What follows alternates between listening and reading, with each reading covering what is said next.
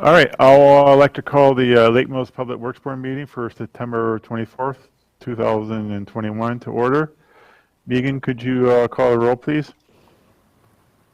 Mr. Polacek, Here. Mr. Rupplinger, Here. Mr. Pickard, Here.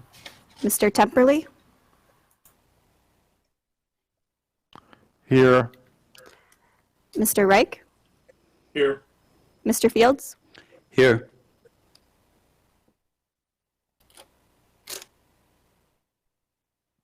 Okay, up next is the correction and approval of the minutes of August 10th, 2021. I'll entertain a motion to approve, and remember, when you make motions, state your name so Megan knows who's making the motion and seconding it. John Reich, so move. This is Bennett Rupplinger. I'll second that motion. All right. All in favor, say aye. Aye. Aye. Any nays? All right. The minutes are approved. Questions and public comment? Nope. So we'll go on to agenda item number 5, the director's report. Yeah, Paul's on a very big delay, so See delay. yeah. So just let him talk. Let him talk. So, all right. LSL Replacement Program. We aren't going to make our goal, I don't think, of 75 lead service replacements, which is what we applied for this year. And that's not a bad thing necessarily. We're probably going to hit 35 to 40, maybe a little bit more. Two things in that regard. One is, if we don't spend the money that we've been granted, we simply turn that back to the state, and it's a 1-year program, so everybody reapplies next year. My understanding in conversations with the DNR, there'll be no problem getting funding for next year. It's the 3rd year that might be a little difficult, so we'll see if we can pick up the pace a little bit next year, but that leads into the next problem, and that is that we have contacted the folks that we want to get to first, and these are the people that have already had, or we've already replaced our portion of the LSL, and we want to get those done first because it's a little financial advantage to us, but people are simply not responding. And I hope, although I'm a little suspicious, that we're running into a little bit of apathy again, that people don't really care unless this is really in their face. So we're going to keep our efforts going to get to these folks and still see how many we can get done this year. We set up a deadline of about October 15th to stop doing the LSLs, especially if they mean having to dig up a street. We don't want to dig up any streets after October 15th. If we can avoid that, if we can pinpoint some of those places and we can still get the LSLs replaced this year, we'll continue to push on that. And then next year we'll really redouble our efforts so that we can continue to get as many of these done as possible. But again, I suspect, and in talking to my counterparts in other cities, that it's getting tougher and tougher to get people to replace their portion of the LSL. And what some cities have actually done is taken the initiative to do that for them, to actually set up a program where the city goes through with a contractor and simply does it for covering 100% of the cost. So we'll see. This is a evolving situation here. Well, this is Bennett. I've got a quick question on that. So Sure. It's primarily just people not responding or just being totally unresponsive that's resulting in kind of the I guess the differentiation between where we were aiming with the 75 versus where we're at currently? That's correct. Like I said, we sent out a couple of letters. We've also made a number of phone calls, and we're just simply not getting the response we anticipated. Okay. Thanks. Appreciate it. Absolutely. The AMI program is slow right now. I think I mentioned a couple times we're not able to get water meters because of a chip shortage. I'll talk more about those in just a second. And it's a very busy time for the electric utility now as we try to get a number of things buttoned up before it gets cold and that sort of thing. So we haven't been installing a lot of those. One thing I will mention here, and maybe one of you might have gotten a call in regard to this, but we did get a call from one customer who does not want an AMI meter and wants to opt out of the program. At this point in time, we do not have an opt-out provision. So that's something we may have to talk about in the future. Opt-out simply means that they keep the meter they have and we read it the old-fashioned way, if you will. And to do that, we actually have to file a tariff with the Public Service Commission. And so it's a little process we have to go through, but we can talk more about that at future meetings. Third thing on here is shortages.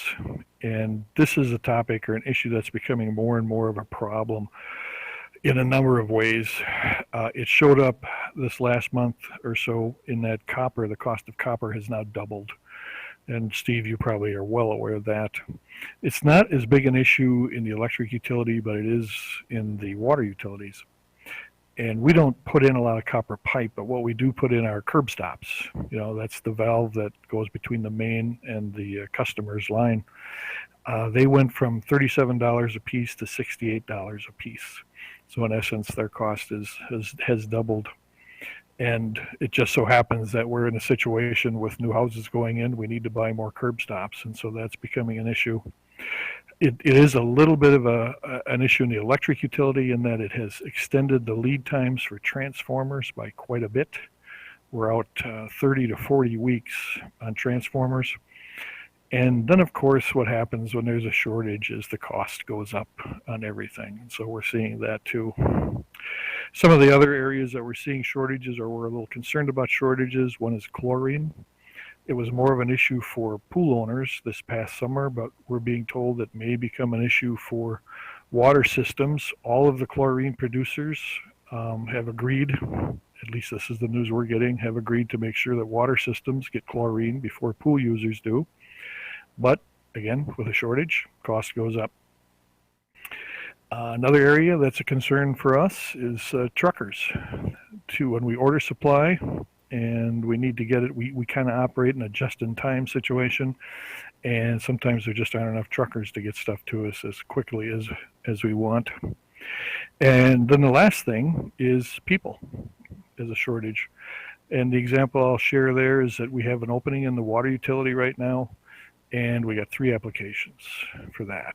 And so there's just a shortage of people that want to or are in the workforce or whatever. And that's a concern. I don't know how that's going to go. Things may change here with some of the stimulus changes and that sort of thing, but that's a concern, is the number of people available for jobs. And I can tell you that we probably have a few openings coming up in the next few years.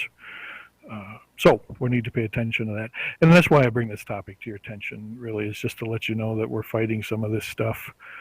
It's gonna cost more money. It's gonna make for some changes, I think, in the way we do things.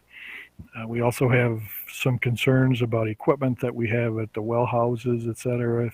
If we should have a failure, how long it's going to take us to get some of the computerized equipment and all that sort of thing. So we're trying to come up with some contingency plans, or we might have to go away from our just-in-time inventory and maybe start stocking more things, that sort of thing. But it's an issue that we're concerned about.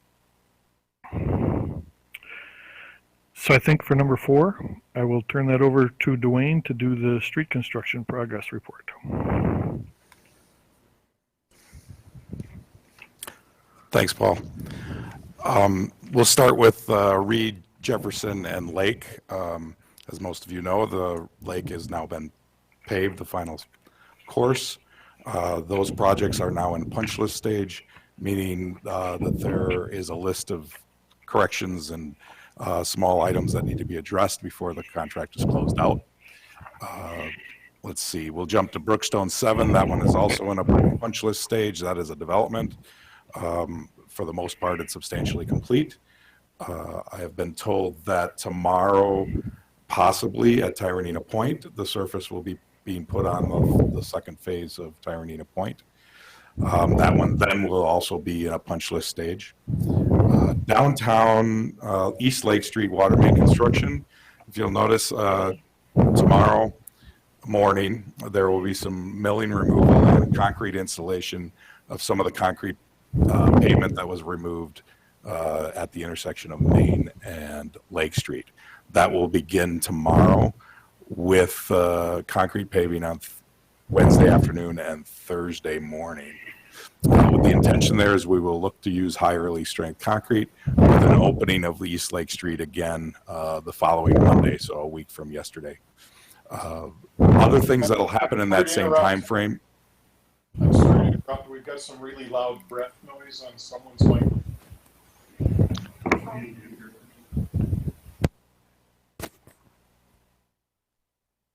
Are we better? Yep, we're good. All right, sorry about that. I think we got it fixed. Is there anything you want me to repeat? Did anybody miss things on East Lake Street or the Jefferson Lake, and or should I just continue? Could you go back to East Lake? Sure. Sorry, not a problem. So East Lake Street, the tentative plan there is the water main's been replaced. The patching of the water main trench has been patched. There is concrete pavement replacement that is required at the intersection of Main and Lake. That is planned for tomorrow morning. Tomorrow morning, the street department will start removing the millings that are there. The concrete company from A1 will come in and bore dowels into the concrete pavement. They will pour one half tomorrow and one half on Thursday. The concrete will be higher release strength concrete for 3 days. So we're looking at reopening Lake Street. It'll be closed until Monday. It will be reopened on Monday.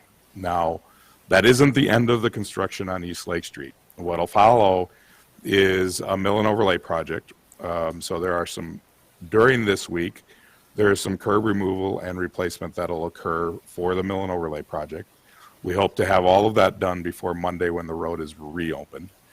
Then Payne and Dolan, and as everyone knows, they've been very busy this summer, has until October 15th to do the mill and overlay project.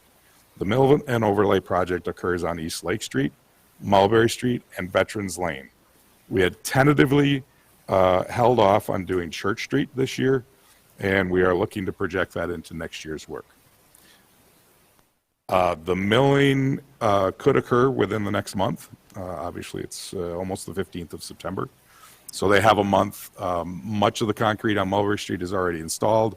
Schweiger Construction continues to do that work, and will prepare to be ready for Payne and Dolan if and when they're ready to come in with the mill. Sidewalk replacements, there are about 5 to 10 sidewalk locations remaining to be replaced. The remaining areas that are on a complaint list will be reviewed for grinding or for placing millings until next year when there is additional funds to replace some of the sidewalks. I think that's an update. Steve and Paul, any projects I'm missing? Everyone seems to be shaking their head no. Any other questions with regard to progress of construction? Did We Energies finish up on their work on Lake Street? They have only done the crossing before the pavement was put down. So and Paul, I think you're going to jump in here. Maybe you have more update on that. No, they haven't finished. Like Dwayne said, they did the crossing, but they're going to run parallel mains on both sides of the street, and we're guessing they're not going to do that this year, that they'll probably do it next year. They don't seem to be in a big hurry. Okay, thank you.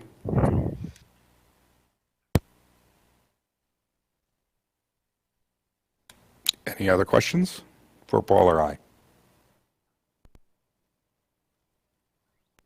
Thank you. Okay, thanks, Dwayne and Paul. Up next, agenda item 6, discussion on water department overview.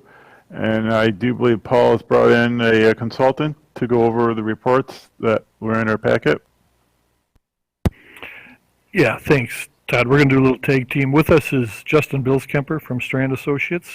Justin has worked with us for several years on both our rate cases and with some of the water main issues, tracking, that sort of thing. So he's going to kind of run the PowerPoint from the podium there, and he and I will narrate through this thing.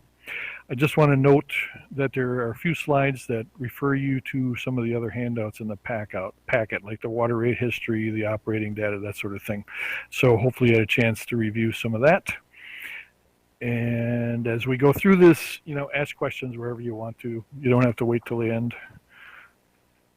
Well, Paul, do you maybe just want to go over the overview, what the purpose of this was?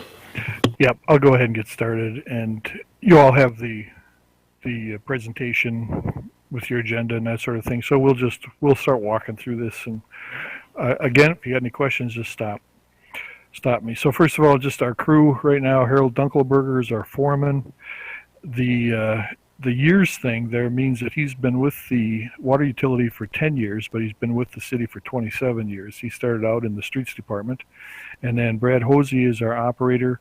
And same thing there. He's been with the water utility 5 years, but he's been with the city for 25 years.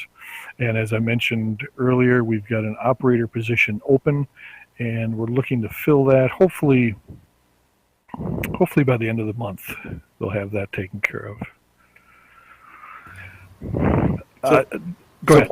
Paul, Mark, here a question. There's also other staff that's shared between utilities or the city, correct? Yeah, that's correct, Mark. Just like with the water utility, some of Steve's time is shared in the water utility. Dwayne, certainly. We've got billing clerk. We've got an administrative assistant that's shared in there. HR, Dan and Misty are shared in there. So, yeah, there's a number of shared employees. Thanks, Mark. I appreciate that. I didn't put that in there. So I'm just going to go through some of the general stats. Now, this information was taken from the 2020 report and the 2020 year. So you see there, we've got about 41 miles of water main, 2,500 some feet of service lines. Now again, those are the city-owned ones. Those don't include the customer-owned lines. The value of the utility financed plant and service, we've got right now about 11 million utility financed equipment and structures, etc. The depreciation there is about 2.5 million. So right now the net value of our plant is about 8.5 million. We'll probably talk about that a little bit more as we get into some of these slides. Just wanted to show you the map of the system. This is also kind of a teaser. We want to show you our mapping system here in a few months. But basically, we've got a map of where all the water lines are. This map also shows those red dots are fire hydrants. Or they're not fire hydrants, they're hydrants used to put out fires. But we can also go into our mapping system and get the age of the lines to a certain extent. We can get the depth of the lines, that sort of thing. But that's what our system looks like on a map. And then our pumping and tower facilities. Well 4 is the one on Franklin Street. That one was built in 1968. It's a 4,000 gallon reservoir. That's the big white thing you see to the right there. And we can pump about 1,300 gallons per minute. And then we've got booster pumps, and we've got boosters on all of them that will do an additional 2,000 gallons a minute. Next one is the one on Birch Street. This is the one that sits back off the road or off the street quite a ways. There used to be a substation in front of it, but we took that out when we put Birch Street through. And so you can see that one was built in 1980. It's about 100,000. That's our smallest reservoir. And it's also our smallest pumping unit there. The newest of our wells is the one on CP Avenue. That was finished in 2000. It's again got a smaller reservoir, 100,000 gallon reservoir, and it'll pump between 1,700 and 2,900 gallons per minute. And then the water tower, which was painted, 2-3 years ago, that's the one that sits on Harvey Road. So it was built in 99, again repainted here just recently, and that's a 500,000 gallon tank. And right now, those are adequate. They're doing a nice job. We'll talk a little bit later. You know, we might have some concerns about water pressure on the south end of town. Right now, we're okay, but that's something we're keeping a close eye on. Paul, One of the things go ahead, I'm sorry. does every pumping location go to every house, or is it a divided system? No, it's a single system, and actually the pumps go to the tower, so that the tower or the water is actually distributed from the tower. Yeah, so it's a single system right now. Okay, thanks. You bet. I just wanted to show you our SCADA system. As you know, we've talked about SCADA and security and that sort of thing. The photo on the left is the base SCADA, and that shows the water tower level, what pumps are on, that sort of thing. And then the smaller screen you see to the right, that's actually what's located at all the well houses, at the tower, and that sort of thing. So the guys can actually, to a certain extent, control the pumps in the system from the office, or they can control it from on site. Our current water treatment, you simply add three things: chlorine, fluoride, and Aquameg. Chlorine, of course, disinfectant. Fluoride is for dental health. And then Aquameg is the corrosion inhibitor and the sequestering agent. We will talk a little bit more about that because we are changing the corrosion inhibitor in 2022 per the DNR. And if you remember, probably this time last year, we were talking about this test rack that we had built in Well 6 to identify the best way to use the Aquameg or use the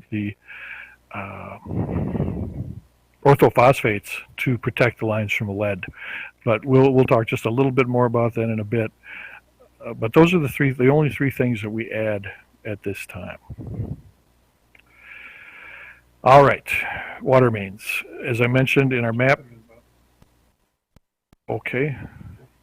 Let's see, Justin, if you can get to slide 12 is where we're at, sir. Thank you very much.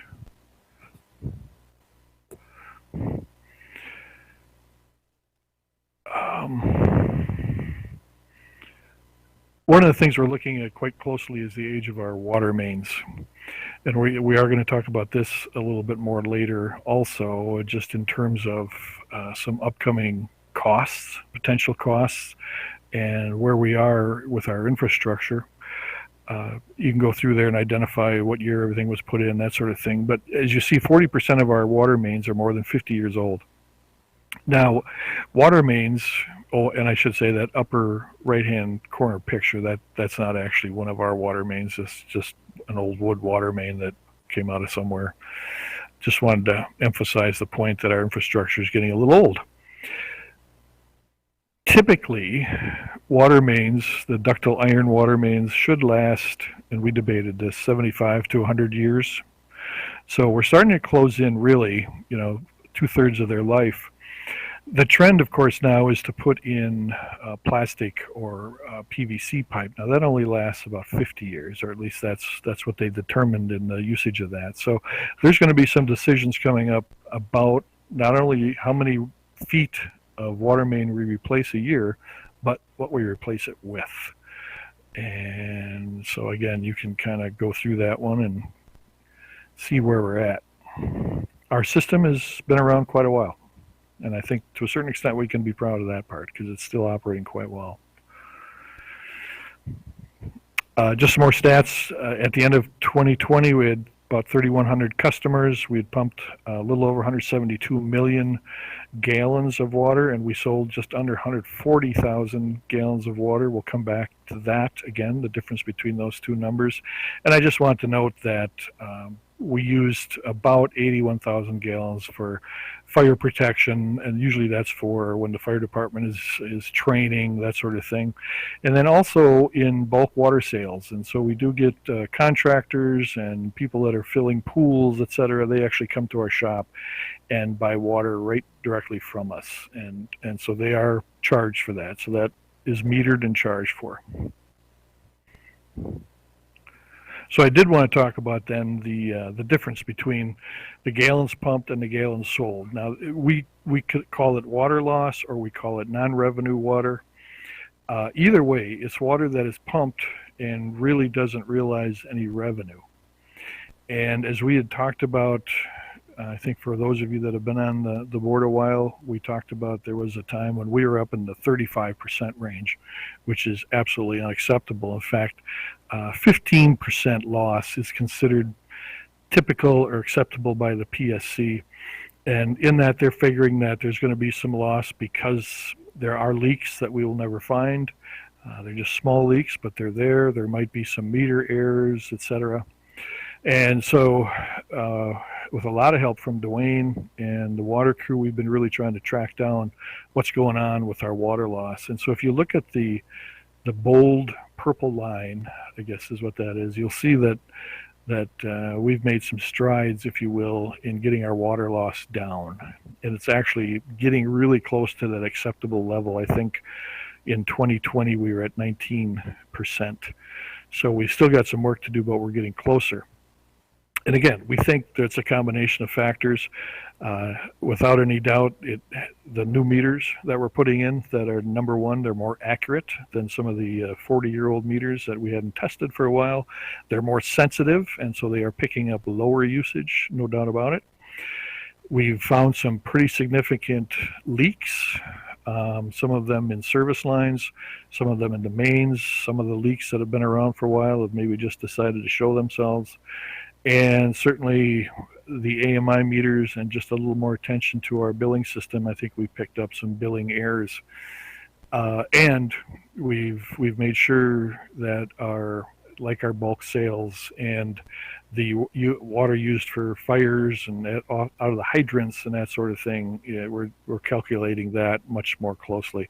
So the long story here, or the short end of the long story, is that we're really getting our water loss down, and of course that relates directly to revenue.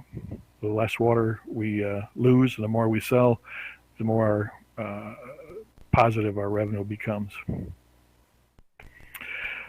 Again, just for FYI, most gallons we pumped in 2020 was the month of July, 16 million.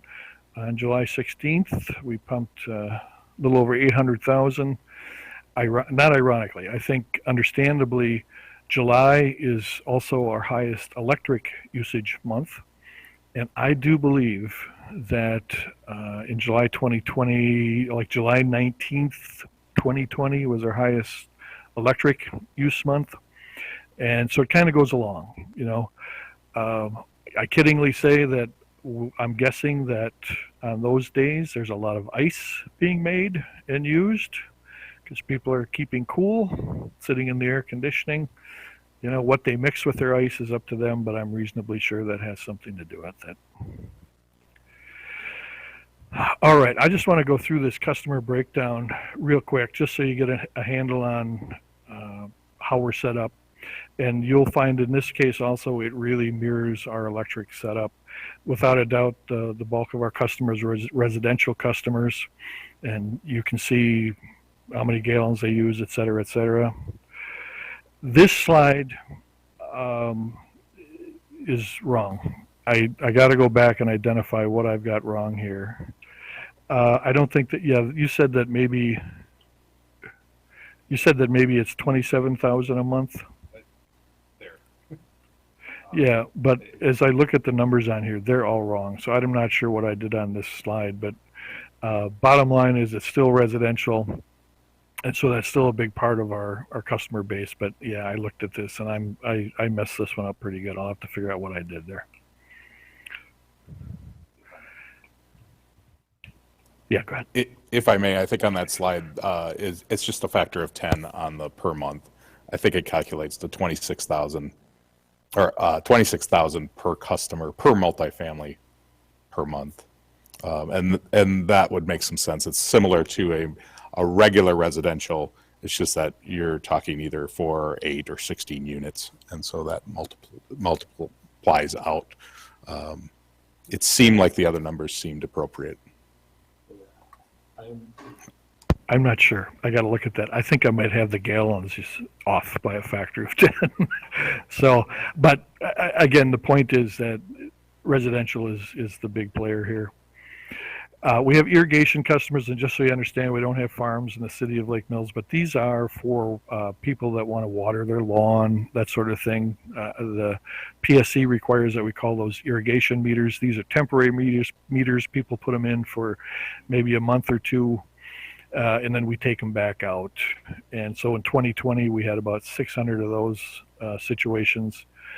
And we anticipate that will continue to be fairly high as new houses go in and new lawns want to be watered. Go ahead, Justin. Aren't those also the meters used for lawn watering for a deduct from the sewer? That's a good point. Thank you. Yes. The difference with these meters is that they don't pay a sewer charge for the water usage here. You understand that when somebody uses water, they're not only billed for water, but they're also billed for sewer. So an irrigation meter is, as Justin said, set up so they don't have to pay the sewer charges. Commercial customers, you see there, I wouldn't call 4,500 gallons a month a high commercial usage, but probably typical in the state. And then the industrial customers, there it jumps up quite a bit. We did lose one of our largest two of our largest water users here in the last 5 years, give or take. One was the DNR fish hatchery, and the other was Hamlin. Both of those used considerable amount of water, but you know, the industrial group is still pretty good sized. And then the last one is public authority, and as it said there, that's just that's like city water use. Excuse me, agencies of the government, I believe churches, public schools, that sort of thing. And that's where they come into play. All right, so those are the stats. I think now we'll kind of get into some of the heavy stuff. And this is where we'll talk more about how some of the finances work and how we have to pay attention to regulations and all that kind of good stuff. So actually on the water, in the water department, we have three regulators, the EPA, the Public Service Commission, and the DNR. They're all really good friends of ours.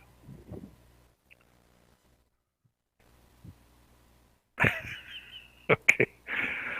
Yeah, humor doesn't work with high tech. Anyway, all right. The current regulations that we are really paying attention. Now, this is a small snippet of all the regulations, but the ones that are really coming at us, lead, of course, we've been working with that for quite some time. Now, I want to differentiate this between the LSL replacement. We talked about that. We have costs to do our portion of it. What I'm talking about with lead is just the maintenance of our system, the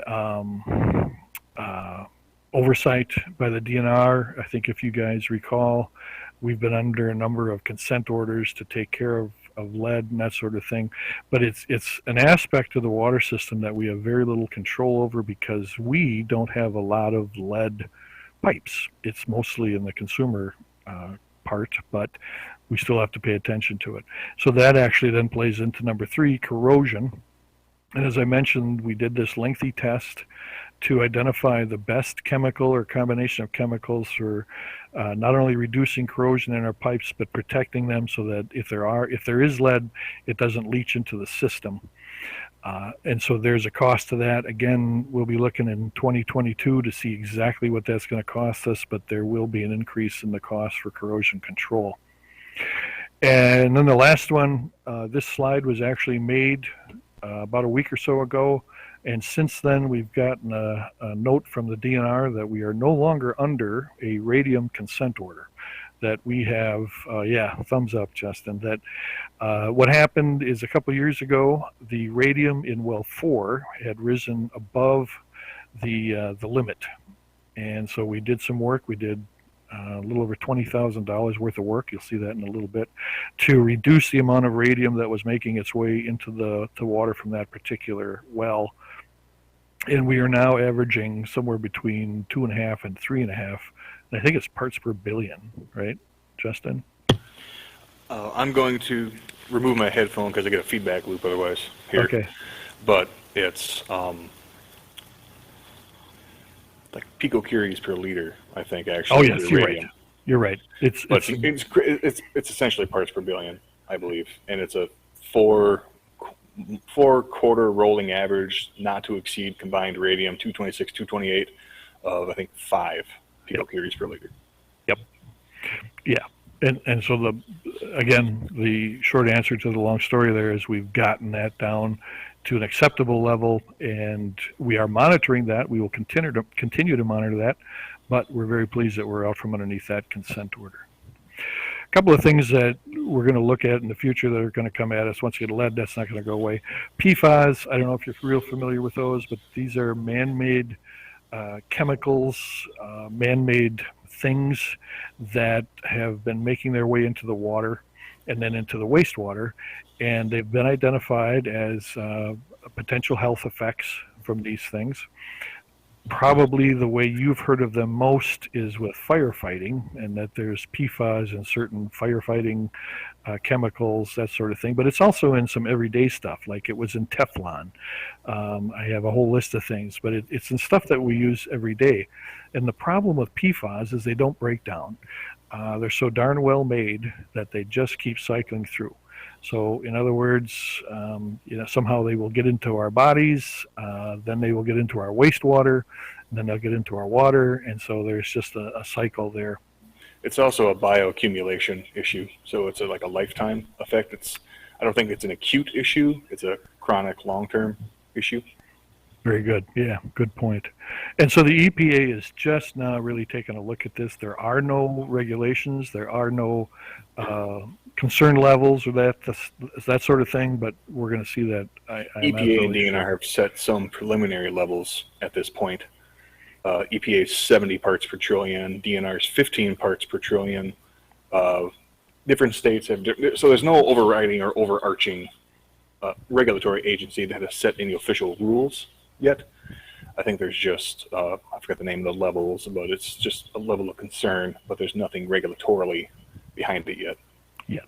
Keywords yet. Yes. But you'll hear more about that. So PFAS, that'll keep you up at night. We've talked about security, and so we're working on that. That will continue to be an issue. And then supply. Now, it's maybe not so much an issue here, but rain conditions, drought conditions in different places are starting to cause this to be a concern.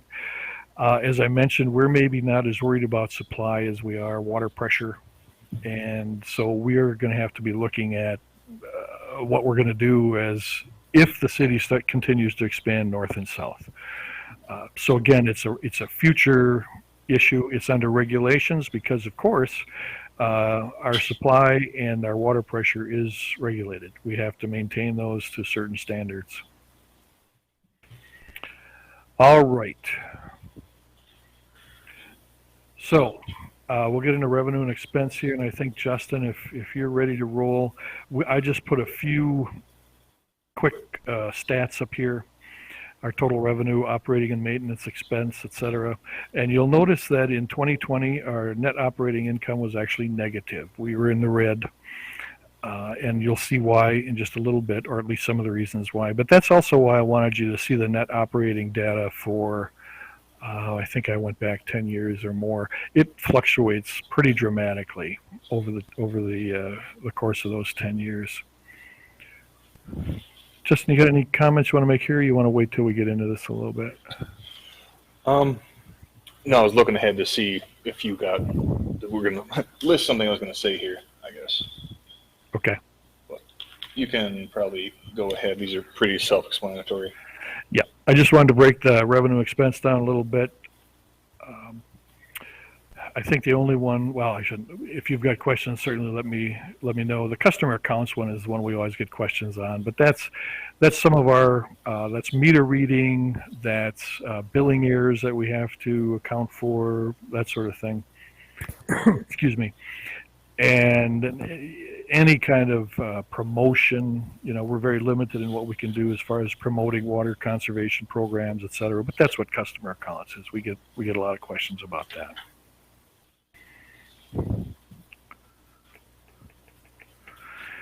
And then taxes. Pilot, that simply stands for payment in lieu of taxes.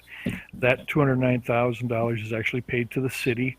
It basically replaces, if you will, property tax. So the water utility is one of the larger taxpayers in the city. I think the electric utility is slightly larger than this one. And then, of course, we have other taxes and fees that we have to pay.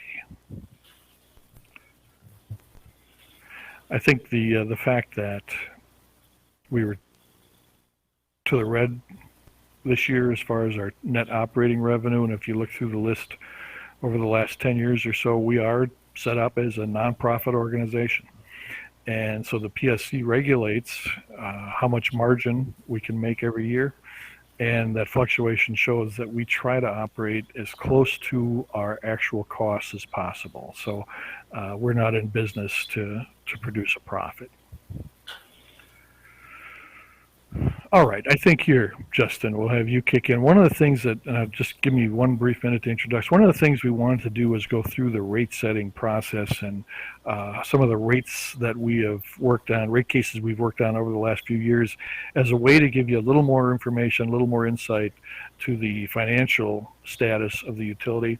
And as I'd mentioned earlier, Justin has been involved with a number of those rate cases over the years. So I'm going to really turn it over to you, Justin, and we can go through the numbers.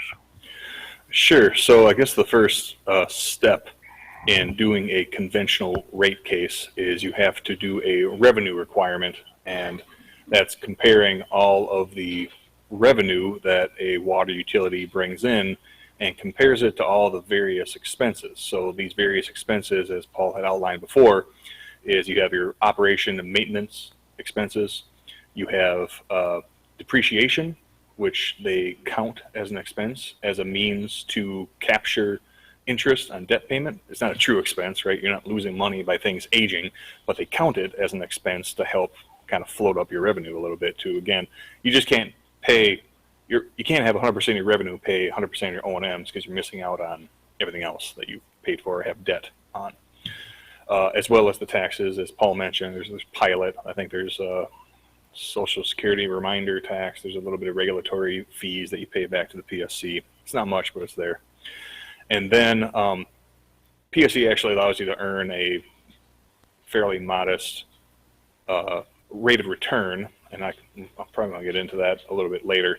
So we compare the operating revenue with the revenue requirements, and that basically tells you how much of a rate increase you're going to need to make based off of this rate of return that's in there.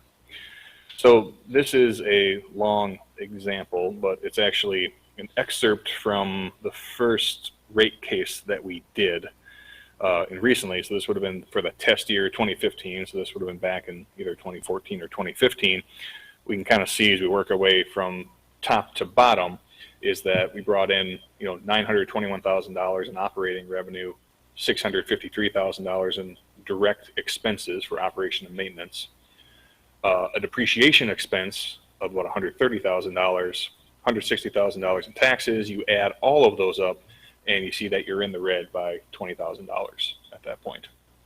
But again, it doesn't mean the water utility lost $20,000. They may have only, they probably didn't lose any money, depending on debt payments and interest, but that aren't really reflected here.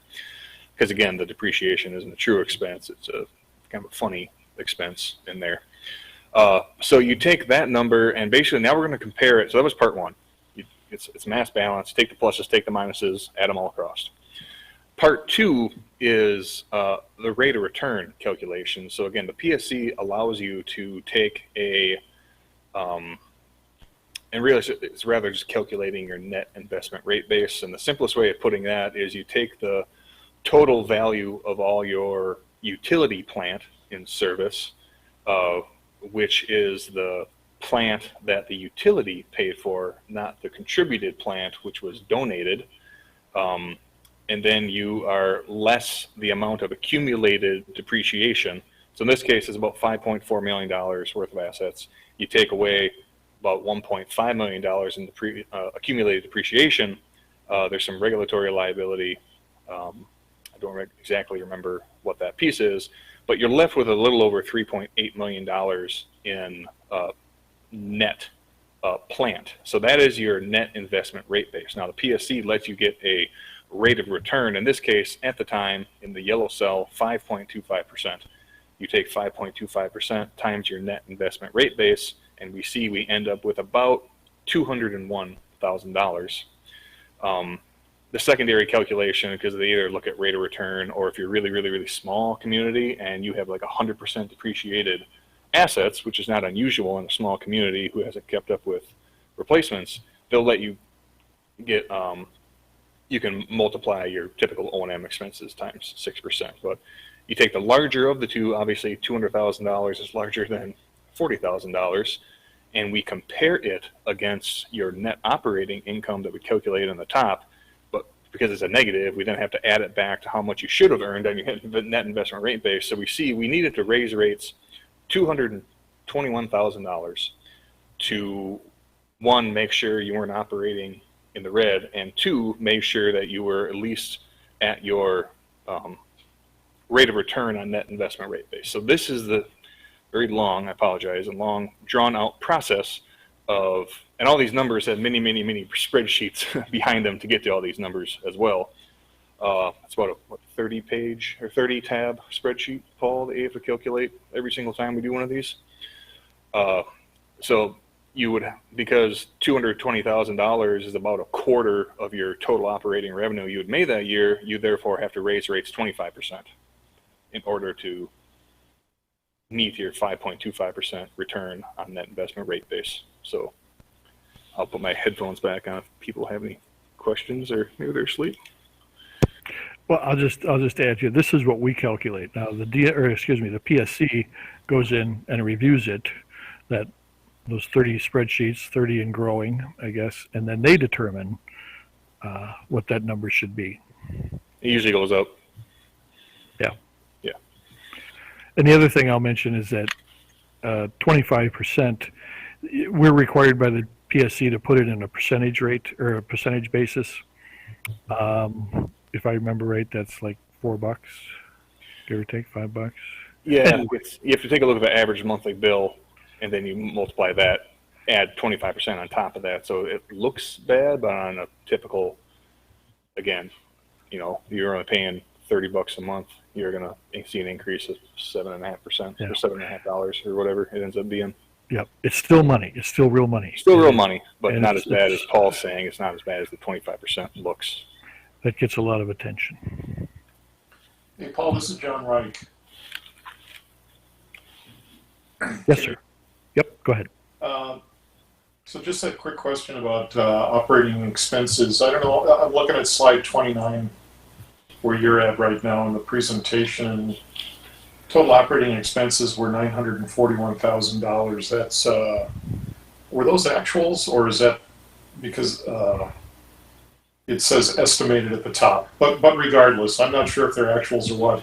But if you go back to slide, the revenue or an expense slide 25 in the presentation, for 2020 operating expenses is about 1.6 million. So was that the case? Operating expenses went from 940,000 to 1.6 million over the course of 5 years. And if so, if that's true, that's like an 11.5% annualized rate of cost increase. That seems to be like 3 or 4, or depending on how you look at it, 5 times the inflation rate. Is that the case, and why would that be? So I got a good answer for that. So yes, you're right. If you just to take a number to number comparison, yes. But this number here, the $941,000, we have to remember. So it's estimated for test year, which means we're probably in 2014 when we did this. But we were able to add into O&M expenses a lot of annualized or normalized costs that were not considered in the previous rate cases. So things like if you wanted to repaint your tower every 20 years or 25 years, and it's going to cost, for the sake of math, I guess, a $300,000 tank repaint, which is not unheard of, and you have to do it every 20 years, you should be normalizing that into $15,000 a year. So you can pay it off over time.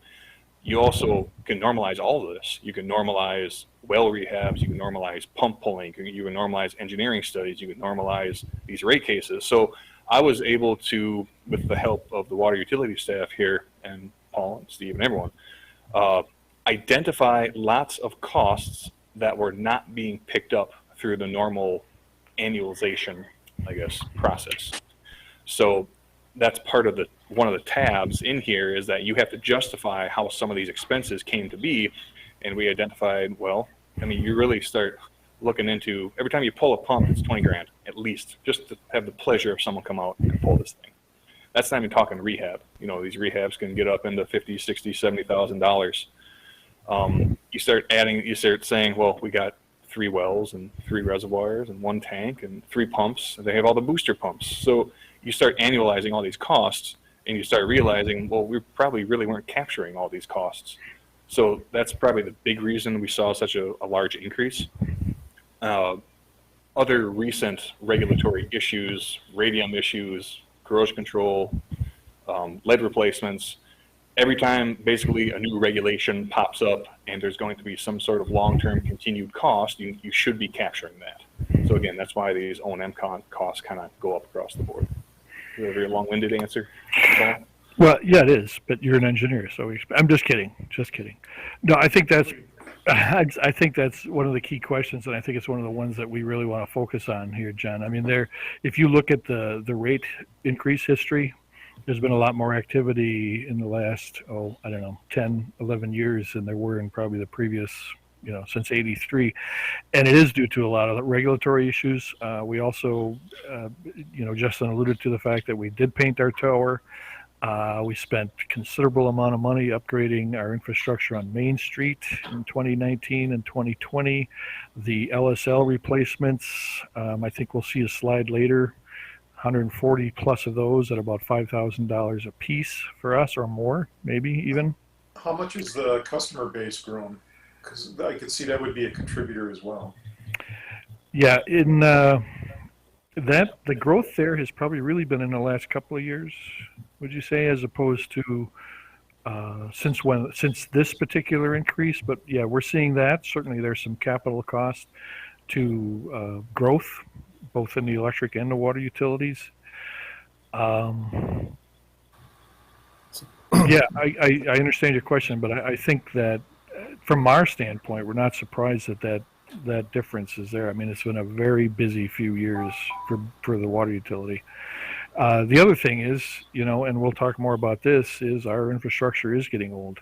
And so we've got an example right outside of City Hall right now where we had to take a main that was leaking and replace it, even though it probably really hadn't lived its full life. It was maybe close. But so that's the other part of it, John. I mean, we're being a little more aggressive, at least as aggressive as we can financially, to replace some of our aging infrastructure. So, Mark Pickard here. Paul, you were kind enough to also provide in our packet rate adjustment history for the last 25 years, roughly. Yes. And the last column of that is cost for 3,000 gallons per month, which is the cost to the customer, independent of growth. And since about 2000, for the last 20 years roughly, rates have gone up on average 10% per year, a factor of 2 per decade roughly. So that's a long-term 20-year trend of rate increases, water utility costs to the consumer increasing at a rate obviously significantly higher than inflation, and not just in the last 5 or 10 years, but in the last 20 years. Agreed, and that's really kind of why I wanted to give you several years of rate increases. But you're right. In the last 20 years, we've increased rates considerably, and again, it's to maintain the system. Let me just read July 7th, 2001. 3,000 gallons per month cost $8.67. July 1st, 2020, that same amount cost, instead of $8.67, it now costs $27.40 per month. A factor of over 3 in 20 years. Correct.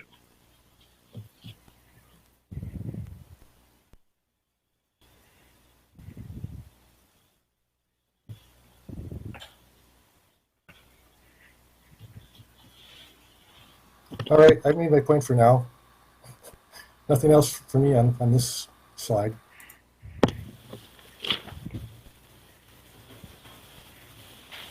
Okay, Justin, you want to continue? Yeah, I kind of covered this on the previous slide, but the big cost drivers really also is your net investment rate base. Again, this also covers your debt costs. It's also for the rate of return of 5 to 6%. Contributed plant is not included because you can't earn something that you didn't pay for. So if a developer, for lack of a better word, donates all of the water pipes in a development that he paid for, hands it over to the utility, you can't claim a rate of return on it because you didn't pay for it in the first place. PSC doesn't allow that, which is why your net investment rate base only covers utility paid for plant. Now, again, the cost driver being, if you were to add, again, for just sake of arguments and round numbers, $2 million in water main, which probably wasn't too far off of the South Main Street project, right? Just round it up to a big price number. 1.6, I think. Okay, 2. Yep. Great. $2 million. And if you were to, when it's installed, used, and useful, that's when the PSC says you can consider it utility plant, which it is. You guys had to borrow for that, so now utility is paying that money back. 5% of $2 million is $100,000 if I do my math right, which means you have to raise your revenues $100,000 immediately to pay for that rate of return. So by which again is meant to cover long-term depreciation, meant to cover debt payment because they had to bond for it. You have to pay that money back somehow. So that's one of the really big cost drivers is the more and newer stuff you have in your system, the higher your rate of return, which makes sense because you have a longer period of time to pay that off because you're presumably, if it's new, you're now paying for that over the full loan period. Another one of the cost drivers, which is probably similar to the net investment rate base, would be just a main replacement program in general. Mains generally, if you had to pick something right now between all the old cast and the newer ductile and the PVC is around 80 years. That's what the PSC assumes, which is why they have like a 1.4% depreciation on water main. So 80 times 1.4 gets you to about 100%. So that's how they assume water main life. If you wanted to replace water main on an 80-year cycle, basically, you would have to replace a little more than half a mile a year, give or take, 2,700 linear feet. So if you don't keep up with that, you're going to fall behind on your water main replacements, and you have to catch up on it in future years. In a system like Lake Mills, where it's going back to the water main age, it's somewhat uniform, right? You have mains as old as 1910, you have mains as new as installed last week. As long as it's uniform through there and you keep up, you should expect that you would have 2,700 feet of water main reach the end of its useful life a year, and you replace those 2,700 feet, and that just repeats itself in perpetuity. So that's how you would have to maintain a water system. It's going to fail at some point. Nothing lasts forever. The PSC doesn't really allow the water utility to save a lot of money for a rainy day or save it for a project. So the way the bookkeeping and the accounting works, if you're going to do a large project, you pretty much have to bond for it every single year, which is, adds on interest costs, adds on legal counsel and bond counsel. So again, there's all these other sorts of ancillary costs that are maybe not realized right away, but they are real costs when you have to bond for projects every single year. Go ahead, Dwayne. Thanks, Justin. Sorry, I just wanted to add something here. If we compare back to the slide that talked about water main age, and we look at, I think there was something on that slide that said 40% was 50 years or more. Another calculation that we didn't put in the slide is about 17 to 18% are 80 years or older. That calculates to be about 14 years worth of 2,700 a year. So if you just look at that slide alone, we're looking at being still, even after all of the work that's been done in the last probably 25 to 30 years in the city, as far as replacements, we're still over 14 years behind. And this is not an anomaly or uncommon. This is nationwide. It's an issue nationwide that a lot of infrastructure was put in a long time ago and it just wasn't kept up because it wasn't an issue, because it was just kind of humming along. And now what happens is you have the really, really old main from the late 1800s and the early 1900s, which is really, really thick cast iron because it was sand cast. And you have the next phase, which was spun cast. So they actually put in the mold, spun it around, results in a thinner wall, still cast iron. There's junk pipe installed after World War II to 1960. That stuff lasts maybe 40 or 50 years. And then you have some more cast iron between 1960 and 1970. That's probably around a 80-year lifespan, 60-year lifespan. And then you have ductile iron and plastic from 1970 onwards. The problem is because you have really, really old pipe with a long service life because it has inch-thick walls combined with the pipe that was installed after World War II, which has an atrocious service life, all of that pipe is reaching the end of its useful life at the same time, which is, again, why we're seeing such a huge chunk of main. And, you know, the 80 years is just a really simple way of looking at it. You really have to look at it in chunks, that the main that's 100 years old probably has a 100 to 120-year lifespan, and you kind of look at these different ages of pipes because, again, the casting process, the manufacturing process plays a huge role in how long the water main lasts. So that's kind of the big issue, is that a lot of this main is going to fail or has failed around the same time. So you have to play a lot of catch up. So that's, again, kind of the reason why the rates are going up, because you're still kind of playing catch up with the lack of spending that was done in the previous decades. Which, again, was, you know, without getting into the politics, infrastructure is such a huge thing right now in, you know, Congress and the Senate and government.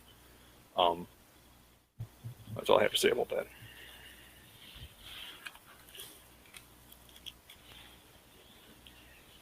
Yeah, and so the next slide, there's other cost drivers here, I think, that are more recent, but also pretty significant. So go ahead, Justin. Yeah, so Paul and Dwayne probably know this better than I do, but it looks like you did about 140 LSL replacements. I'm assuming this is public, because this is why we're concerned with talking about public money. You budget about $5,000 per replacement, maybe more, maybe less. It's really the road restoration, which really kind of drives up the cost on this, because it's the utilities responsibility from the water main and the corpse stop all the way into under the street, under the curb, under the median, into the sidewalk, up to the curb stop, which is the main shutoff valve for the consumer. That's the utilities responsibility. From the curb stop into the meter, that's the residence, that's the private part of it. So we're talking about the public part only, from the main to the curb stop. As Paul said before, there were some limited replacements in 2020 due to, you kind of got the low-hanging fruit right away, people who cared to get their service line replaced, and the city now has made it standard that you see lead on the public side, they're going to replace it. That may not have been the standard 20 years ago, 10 years ago, even, you know, whenever that switchover kind of happened. Additionally, when you do a private LSL, you have to do the public side. You cannot do a partial replacement and expect to be funded by the DNR. They don't allow that, because partial replacement of lead service lines is a big disruptor to the existing scale on the inside of the lead pipe due to the current corrosion control methods, which is a phosphate addition. Disturbs the scale, and it spikes up the lead in that pipe until the scale can be reestablished in there. So that's the main reason they don't allow for those partial replacements. The corrosion control study, I'm surprised it's not more. I know the demonstration study in and of itself, with all the testing and engineering and construction, was well over $100,000, but maybe that was split amongst years. Yeah, I think our biggest expense for that was in 18, But, yeah. 18 and 19. So Yep. really 20 was kind of a lower cost year for us. Yeah, that was probably just the last, a little bit of the last sampling that you guys were doing from more of a monitoring perspective. Yep. But stay tuned. That number is going to go up. I have a question on LSL replacement. This is Mark again. Yep, go ahead. So over the last few years, we've been doing LSL replacements, and in the last year or two, we also did rate increases. So those rate increases baked in the LSL replacement, correct? So that our rates are now adjusted to handle 30 or 40 LSL replacements per year. Is that accurate or inaccurate? Technically, that's accurate. And when we're looking at the LSL replacement, we're very cognizant of what it's going to do to rates. Now, there are some specific rules on how much we can how much of that cost we can capture, if I remember right, Justin.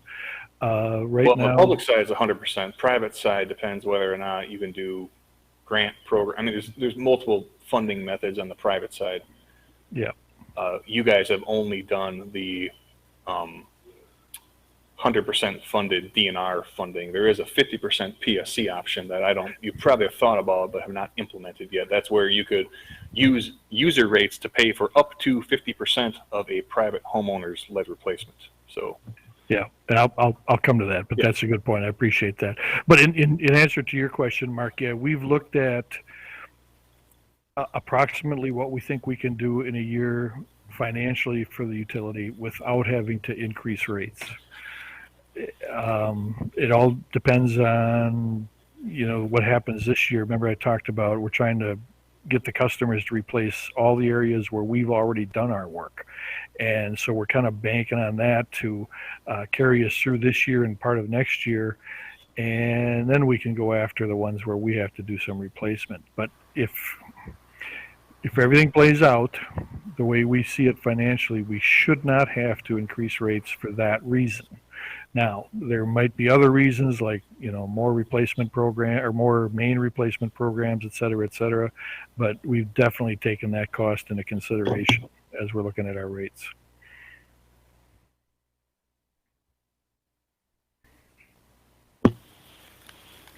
If I may, Paul, so the data on that slide was through 2020 was about 140 replacements. Some updates to that data through the year, through this week, of course. We're looking at about 170 replacements completed. Still remaining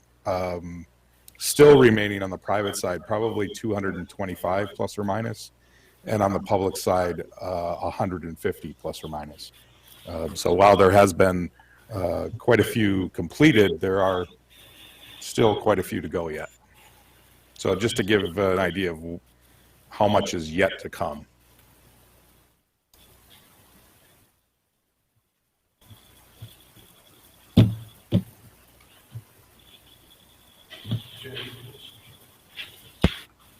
Did you have anything more on that one, Mark?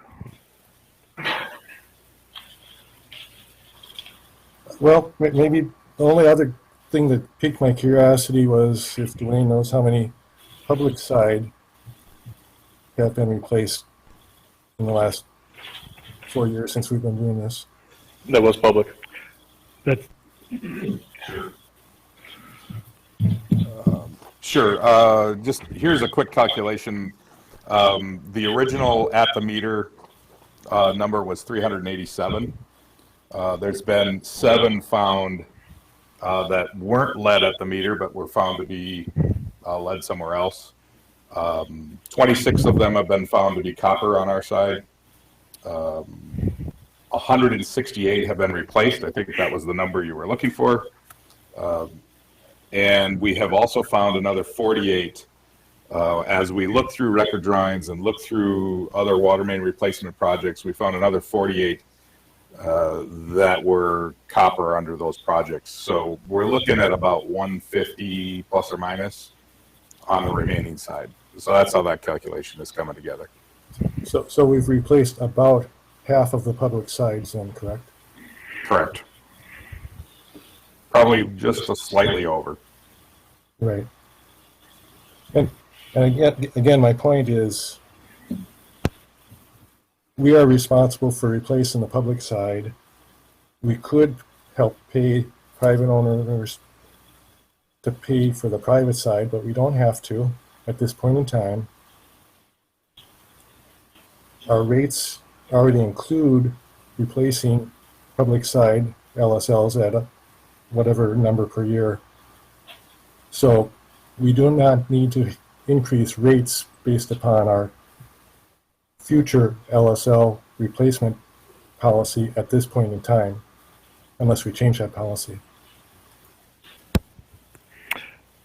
I think that's a fair statement. The only qualifier I would again put in there, Mark, is we wouldn't have to wouldn't have to increase rates for the LSL program. There may be other things that would prompt some kind of a rate adjustment.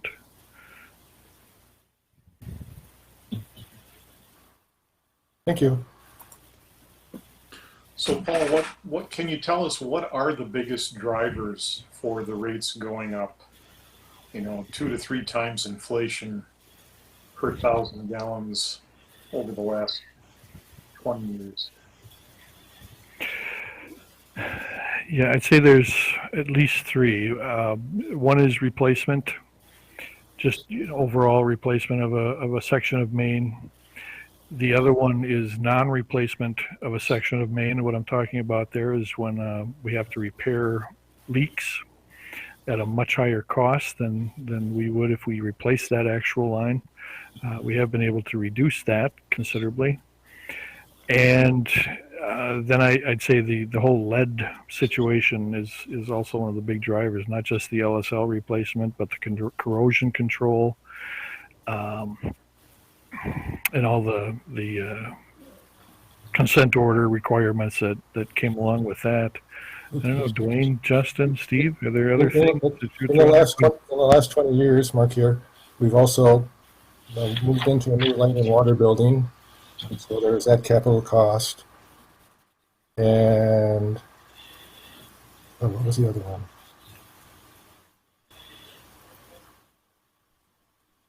Well, we put up a new water tower. I think that was.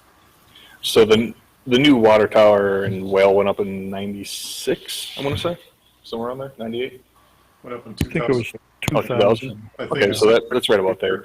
A new tower is a couple million, new whale house another million, so you're adding on to your net investment rate base, and you have to add on more rate of return to recapture the long-term payments on that debt. That's the reason for the rate of return. And what I said before is that we've identified, this is more recent, mind you, in the past 5 or 6 years, which is again why maybe we saw maybe an uptick in the rate increase more recently, is we're capturing some of these known long-term costs into these O&M expenses and annualize and normalize these things where we weren't doing it before. Another relatively recent cost is a lot of factors out there. Another relatively recent cost is the whole AMI program. Good. I forgot about that one. That's correct.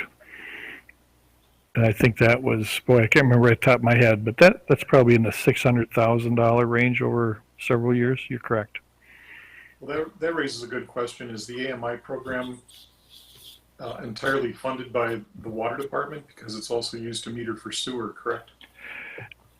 Well, the way we set it up is it's actually split 3 ways. So the electric, water, and wastewater utilities are all paying a portion of it. Okay.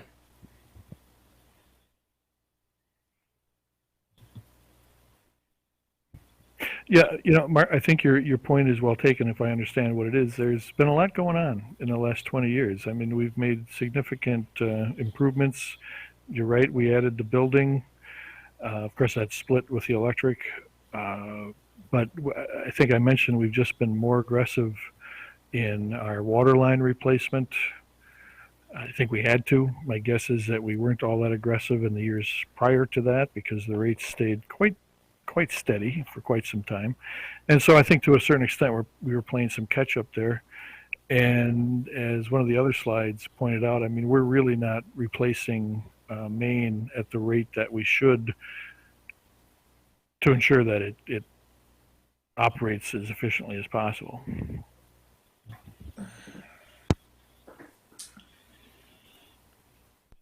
Did you wipe any operating expenses off of your cash flow needed when the old water tower came down by the on what is it, Tower Street there? I forget. In the early 2000s. I'm not sure what you're asking. I guess say it again. Well, one of the reasons we're talking about for operating expenses going up is the capital, $2 million of capital needed for the new water tower out on Harvey Road. There was another old water tower downtown, in the downtown area, close to the middle school there. I don't recall the name of the street that it was on up on the hill, but that tower came down in the early. That tower came down in the early 2000s. So I would imagine that there were operating expenses that were, depreciation for that tower. Those would have gone away. So that would have gone into the plus column rather than the minus column for needing to continue to operate, right?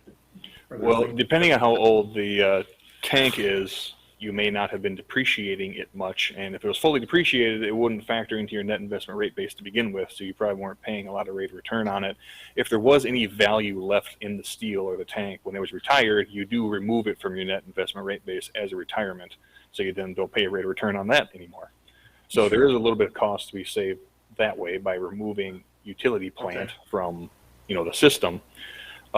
I don't know if back in 2000 they were thinking about that you have to drain this thing. You do a partial inspection every 5 years, a full drain down every 10 years. You have to repaint it every 20 years. I'm not confident all of those costs were being captured and normalized in a typical O&M test year expense. Okay. So I'm going to assume probably not a lot of cost savings. I don't want to drag the meeting along and have us here until 10 p.m. tonight because of questions like this. I'm curious, what's the amortization period for the water tower?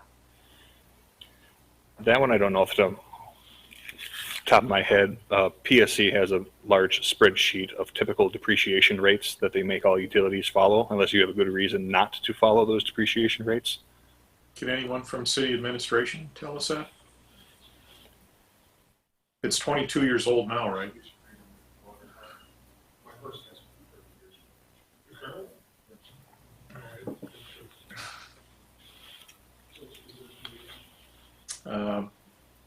That's okay. I guess I don't need an answer. There we go. We can get that for you, John. That one we don't have right at the top of our head here, but we'll certainly get that.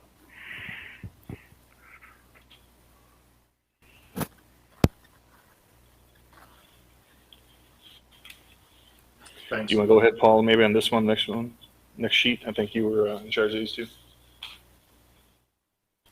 Although we may have looked at this one already.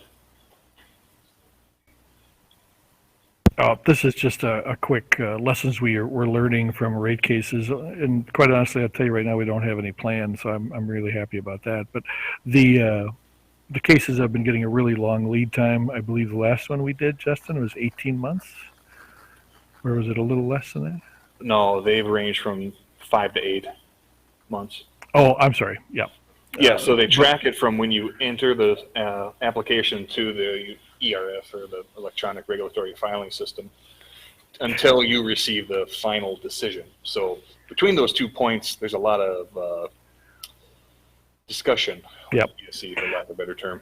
And I'm sorry, we delayed the last one because of COVID. So it was actually, I think, 16 months or so before we actually implemented it. But they're getting longer. The the PSC is aware of that, and they're working on ways to reduce that, but they're asking for much, much more information. And so that's why we're tracking and documenting information much more closely. Our annual PSC report, we're being very particular about. Dwayne and Betsy are being very particular about. we're making sure that we use the uniform system of accounts much better and identifying what's supposed to go in what category. Every time we file, or actually every time we file our annual report and or a rate case, we have to explain any kind of discrepancies. And so we're using that as a way to make sure that we don't have a lot of discrepancies, that our data is good. Again, the the PSC is making some really lengthy and unique data requests these days. One of the things that is happening that we're kind of pleased about is that they are allowing utilities now, to incorporate known for sure future costs. So if we know in a few years we're going to be doing another large main replacement, they will allow us to begin incorporating that into a rate case. They didn't do that before because their attitude, and its appropriate attitude, is that whoever uses the product or whoever uses the infrastructure should pay for it.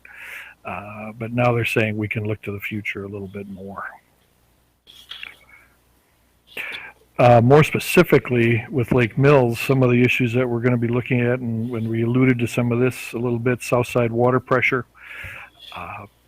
We have plenty of supply on the south side, but because of the topography, we're a little concerned about water pressure out there. We're okay right now, but as the subdivision on Mud Lake grows, we're going to maybe have to look at other ways to maintain that water pressure. Mark, question on that. If growth drives an issue with water pressure due to the topography of the growth, shouldn't the cost be directly attributed to those as opposed to spreading across all ratepayers? You can. Yeah. We've only discussed this because it's something that we're seeing that will come up. We anticipate what will happen is that the cost to maintain pressure on the south side will initially be borne by the developer, but then maintaining it will be by everybody. Now, or by us. How we spread that out or how we identify who has to pay for that, that's a debate we'll probably have to have with the PSC. And that is probably a little out of my area of expertise. Justin, you got any thoughts on that? I think Paul hit it on the head that if it's developer contributed plant, you're not going to collect a rate of return on it, but there's still O&M costs that, however slight they may be on large new main, it's still additional, albeit minor, effort throughout a year to flush hydrants and turn valves and just normal run-of-the-mill maintenance you have to do on a bigger and bigger system. Maybe that gets into a bigger discussion of how people are binary or integers, right? You can't have portions of people. So as your system increases, you just can't add on a sliver of a person. At some point, you have to add on a whole new person to take on the expansion or growth, just to maintain and do everything that a water system you need to do in a water system. You need to visit all your sites daily. You need all the necessary sampling, the EMOR, electric monthly reporting that DNR wants. It's just there's a lot that the current water operators do on a day-to-day basis. They'll just get more and more busy as your system grows. So to confirm Mark's question, if there's an area that it's more expensive to maintain, are we allowed to have a higher rate for an area? We're not. No. It's got to be spread out. But for the infrastructure, including if that area, for example, would need a new larger main to service it, that main could be paid by that group of people via impact fees, correct? Yeah, there's some head nodding here. I don't know if you can see it, but yeah. And I would say, Mark, probably the next item here is an example of that. If we grow on the north side, certainly that infrastructure will have to be paid for either by the developer or something other than the city. Now, there is a distinct possibility that will become a separate system. So we would end up with two systems. We'd prefer that they're connected, but that's a debate that's probably going to come is the north side. I'm talking the north side of the interstate. So your question and your comment is appropriate. I mean, that may be something we look at.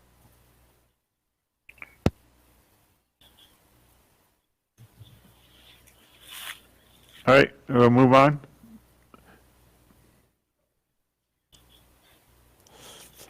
If I may, while Paul was discussing these points, I did look up the PSC benchmark ranges of depreciation rates for structures and improvements.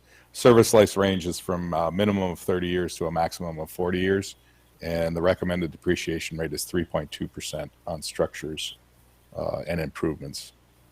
This was effective date as of January of 2008. That was for water towers and structures, you say? It source of supply plant structures and improvements, pumping plant structures and improvements, and water treatment plant structures and improvements. I'm not seeing That's anything. like the facility. I thought there might be like a storage facility one. I couldn't Gen- pull it up on my phone. I wouldn't let Yeah. me find it. They're all, Justin, they're all generally the same. Oh, okay. Same 30 to 40 year range and 3.2%. General plant is actually recommended at 2.9% is the only difference for structures and improvements. But just flat out saying reservoir, there's not a, there is a distribution standpipes. Oh, I did that. I apologize. We did find one. Distribution reservoirs and standpipes, 50 to 65 years. That makes more sense. And 1.9% depreciation. So thanks for making me look at that a little further. Yeah, Dwayne, this is John Reich. I Googled here in the background too, and I found a federal table that said water towers typical amortization periods is 50 plus years. Thanks.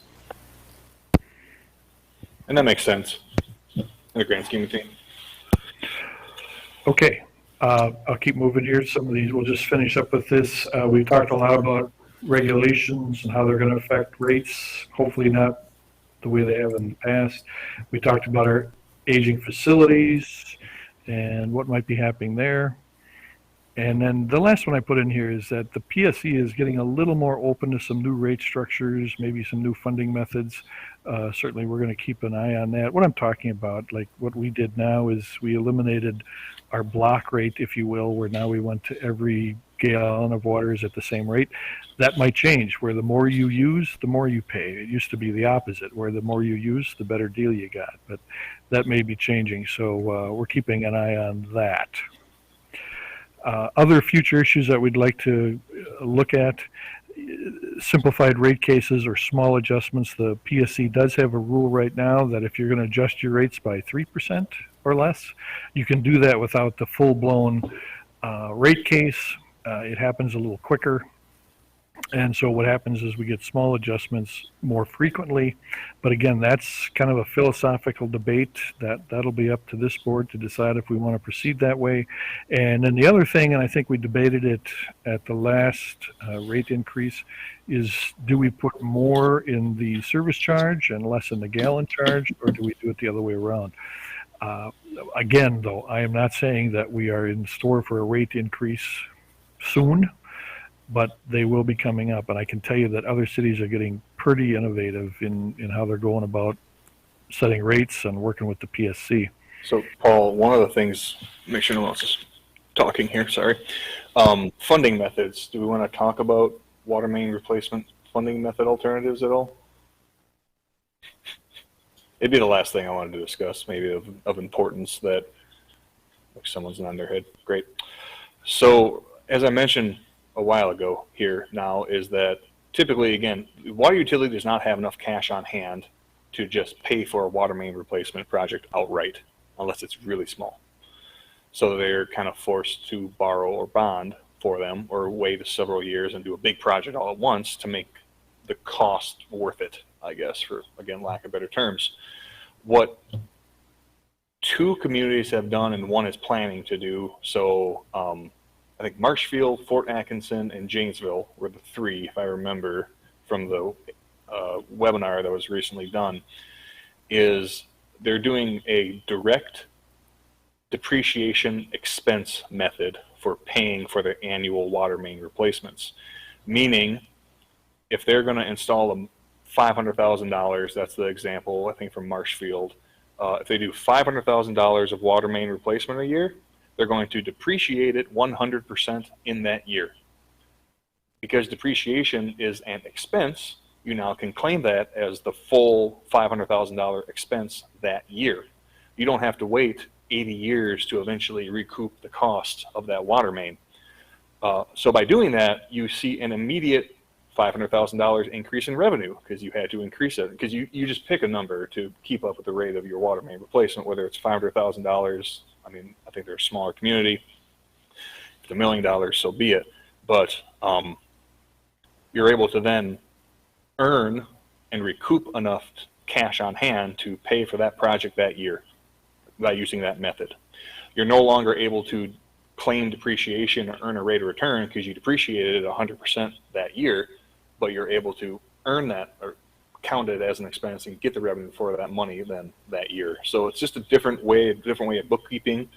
I think it alleviates some of the borrowing and bonding concerns because you're just bringing in more money. You're increasing your cash flow is what you're doing. Go ahead.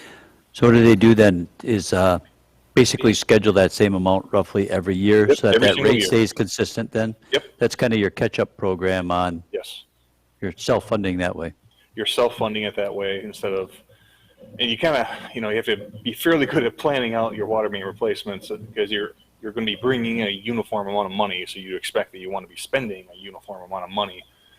South Main Street obviously was an anomaly because Wistock came through and he went, hey, great, here's an opportunity to replace all this really, really old main in one, swoop. That program is not meant to capture that because that's a once in a 20, 30, 50-year lifetime sort of event that comes through, some of these towns. So that is a way of kind of catching up. And like I said, only I think 2 utilities have implemented it. One's looking into it right now. So it's not all that common. It was recently pioneered by Marshfield, I want to say, back in 2016 or 2017 was the first time this came through. It's food for thought. Not saying it's a great idea, not it's a bad idea. It's just a different way of paying for your water main replacements. Is that something for Betsy to look more at then? I think a combination, Betsy and Justin. Yeah. And it's something we would come to you to debate pretty fully. It's a philosophy and attitude as to how you want to go about this. Just like, are you putting more in the service charge or more in the gallon? So, and that's the whole point, is that the way we've done rates in the past it's not going to be the way we do rates in the future. And that'll lead me into this kind of conclusion slide here, and that rates are going to be a big deal. We're going to pay attention to that very closely. We don't want the same thing we've seen in the last 20 years to happen in the next 20 years. So it's a very important topic. Capacity, we're pretty comfortable with is the way things are growing. Again, if the north side goes, that's going to change that discussion pretty dramatically. Security, I've mentioned enough times that you probably don't want to hear that anymore. Regulations, I don't know. We'll see. They're always coming up with something, and we always have to make sure that we provide a safe water system. And so I should even put that one number one, that the quality of the water system is the most important thing that we do. And then finally, staffing. We're going to see retirements, lots of them in the next few years. And are we going to be able to attract staff to maintain the system? And so that's going to be a big deal too.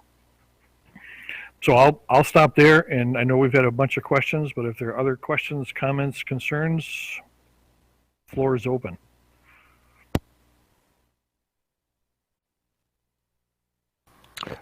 Well, you heard a lot about the rate increases, and I've been on this board for 20 years, and no one's made a motion to say, no, don't do that.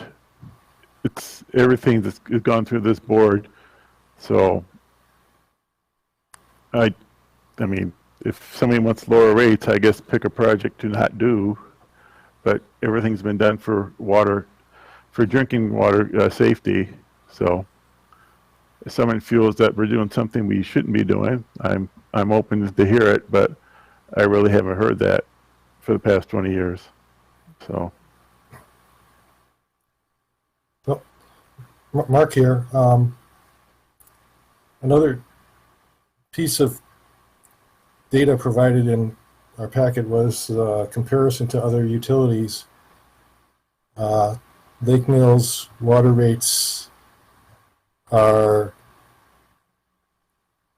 as a percentile, at 73% compared to all the water utilities in the state, meaning that 73% have lower rates, and 27% have higher rates. So as far as a metric for how efficient, let's say, our costs are, it's a below average grade.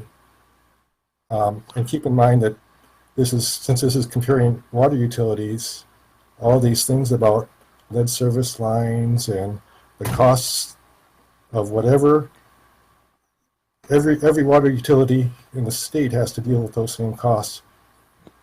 Old water mains, same thing. Every community has old water mains. So by that metric, we could be doing better in the cost department. And I'm going to, that's what I'm trying to do here, is to apply some pressure in that area. And I'm going to do an analogy here with the water loss. The water loss has been improved a lot in the last 4 years because the water utility has made it a focus. Why did the water utility make it a focus? Because the PSC applied pressure to the water utility to bring that number down. So if there's no pressure to make costs, to run to improve efficiencies and cost, let's say, then it's not likely to happen. So that's where I'm coming from, is I think we can do better. I actually do think we can do better if we try. We can do it. We don't have to drop a project. It's just a lot of little things that we can do better.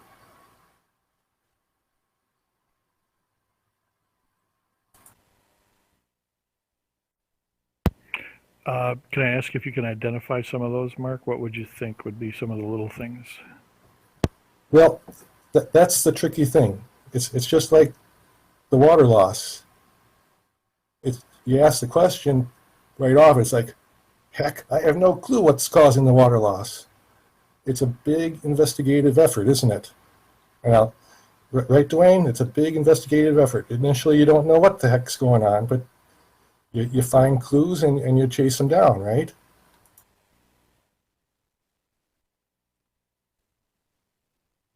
So you're asking for a study of how the ones in a lower scale are doing things, is what you're asking for. What I would, if my suggestion would be, as a starting point, pick 3 or 4 or 5, some number of utilities that are similar, that you think you can, that are willing to work with us in terms of providing some data, numbers, and start comparing. All right. Where are they low? Where are we high?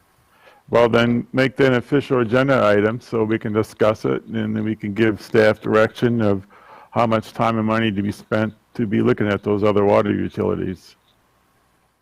I will point out that the Public Works Board never gave a directive to improve water loss.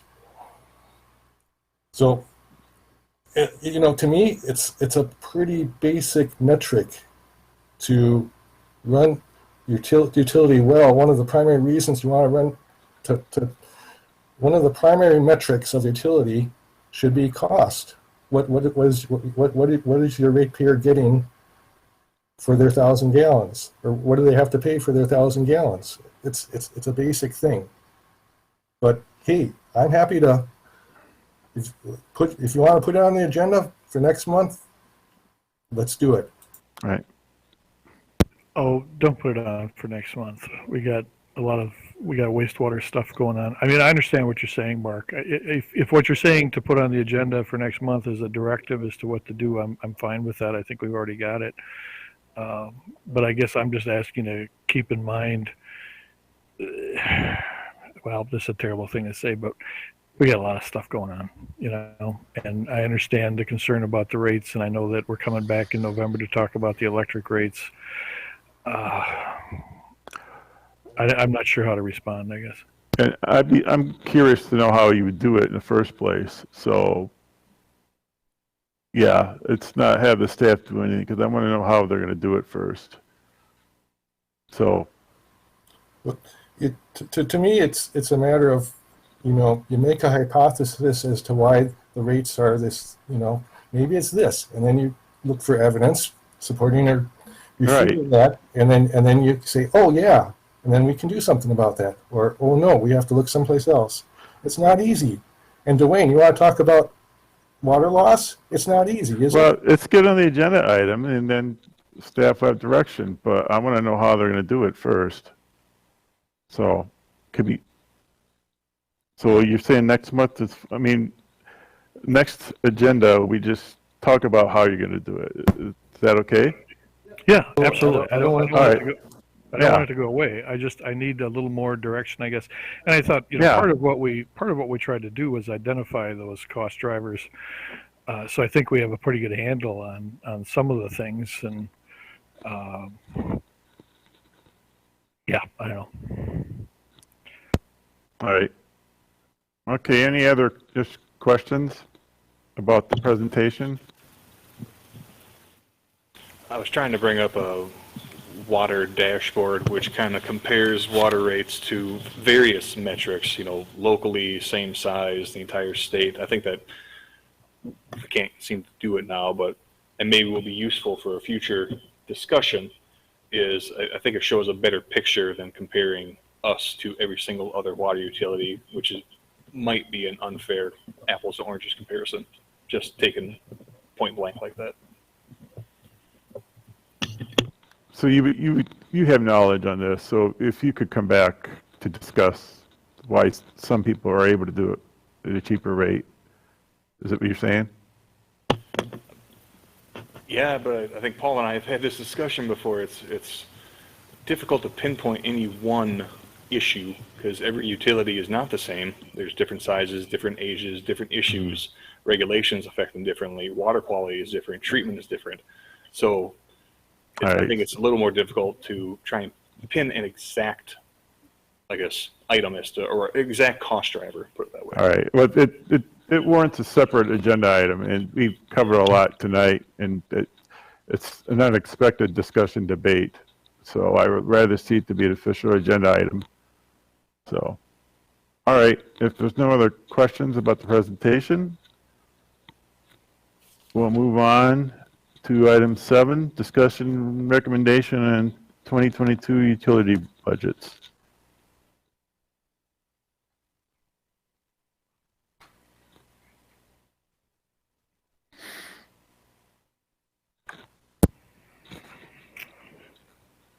You waiting for me? Yeah.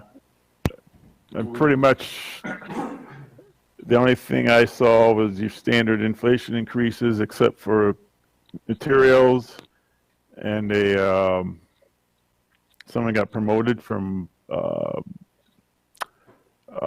semi-skilled labor to skilled labor. That's pretty much the big changes I saw. You need a motion to entertain the. Oh, that's pre-made true. motion. We have a prepared motion. I move to do that. This is John.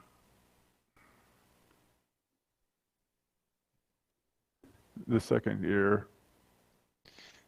I'll second that. That's Bennett Rupplinger here. Yes, prepare motion 21-91. Okay, we have a motion and a second, so we're in discussion. Okay.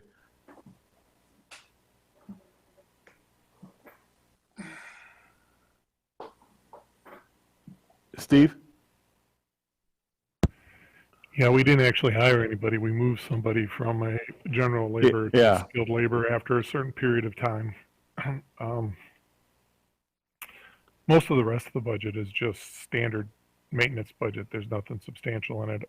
It's the operations budget. Every major item is in the capital budget, which you guys approved earlier in the year.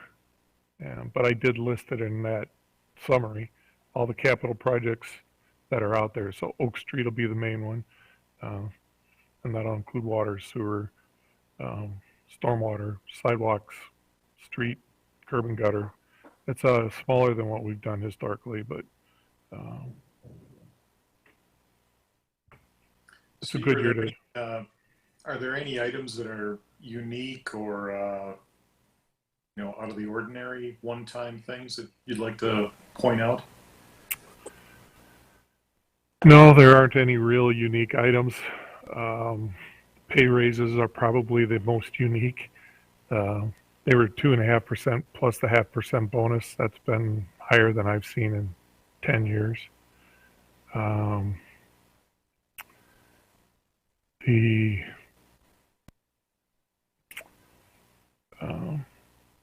like Paul talked about, we lost staff. It's been very difficult to replace them for what we pay. So those are kinds of the issues that we'll be looking at probably substantially in the next year. But as a whole, the budget is pretty standard. Even the capital project runs right down the list of what's been on the project list for 5 years now. So nothing really outstanding to report. In the street budget, there wasn't anything out in the utilities budgets either. They were just standard, where there are no rate proposals for the next year, although I'm sure there will be the year after. All the operations are pretty much in line. Standard pay raises, standard expenses, all the equipment that was approved in the capital project. Electric utility might be slowing down a little bit on their capital projects, but they're doing an extensive amount of maintenance around the city now.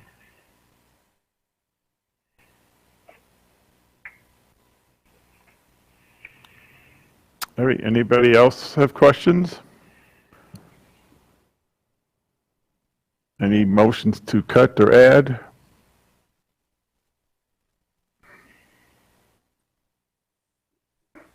I'm hearing none, so Steve? Was everybody able to get onto the ClearGov website? I just went on what was on the website. The spreadsheets. Was there more? Well, if you got the link and you went into that link, it took you into the full budget. I didn't get in the full budget, just a proposal here. Yeah, well, the proposed street department budgets. Oh, yeah. All right, good. It's the Excel spreadsheet. The link. No. I sent out a link in the email earlier that you clicked on, and it took you right into the ClearGov. It's not this Excel spreadsheet here. Oh, I didn't use that yet, but I think I saw that last year. Yeah, it's the same as last year. Yeah. No, I didn't do it. It's available. The spreadsheet that you have here tonight is what I used to build on that. That one just gives you a little bit more information, but they balance exactly. So if you look at the one and then this one, they're exactly the same. But the other one's got graphs and stuff. Yeah, it's got graphs and charts, and it's got other reports available with it. Yeah.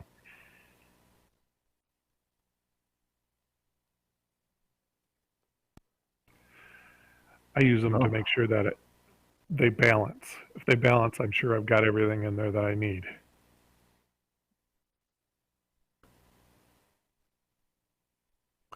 Okay, if there's no other questions, we'll take the roll call vote on approving motion 21-91.